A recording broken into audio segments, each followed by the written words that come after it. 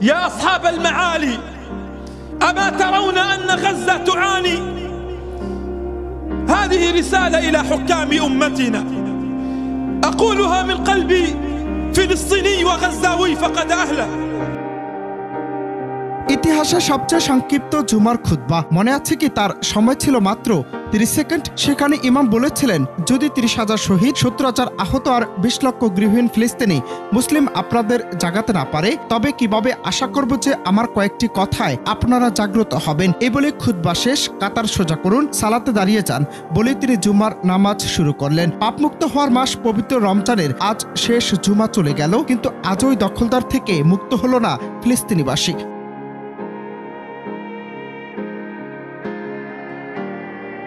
বিখ্যাত ফিলিস্তিনি স্কলার ও খতিব মাহমুদ আল হাসানাত সেই খুতবা দিয়েছিলেন। এখনো যুদ্ধবিরতি চুক্তি ভেঙে ইসরায়েলের হামলায় শত শত ফিলিস্তিনিদের, বিশেষ করে শিশুদের মৃতদেহগুলো দেখার পর ইফতার সেহরি খেতে না পাওয়া রোজাদার শিশু সহ সকল বয়সী মানুষগুলোর ছবি আমাদের সামনে আসার পরও আমাদের বিবেক জাগ্রত হয় না। আমরা মুখে মুখে ফিলিস্তিনিদের মানুষের জন্য মায়া কান্না দেখাই। আমরা কেউ কি ওদের কথা ভেবে আমাদের ইফতারের আইটেম কোনোটা বাদ দিচ্ছি?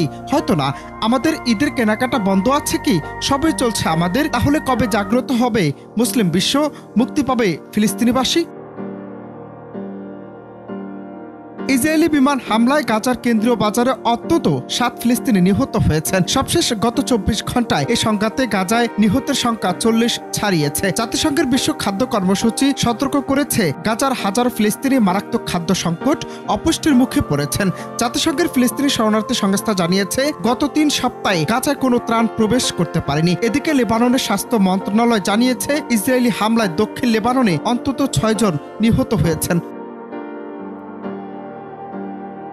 গাজার স্বাস্থ্য মন্ত্রণালয় বলছে, ইসরায়েলের হামলায় এখন পর্যন্ত 50,208 ফিলিস্তিনি নিহত, 1,13,910 জন আহত হয়েছেন। তবে গাজার সরকারি মিডিয়া অফিস বলছে, ধ্বংসস্তূপের নিচে চাপা পড়া হাজারো নিখোঁজ ব্যক্তিকে যুক্ত করলে প্রকৃত নিহতের সংখ্যা 61,700 ছাড়িয়ে যেতে পারে।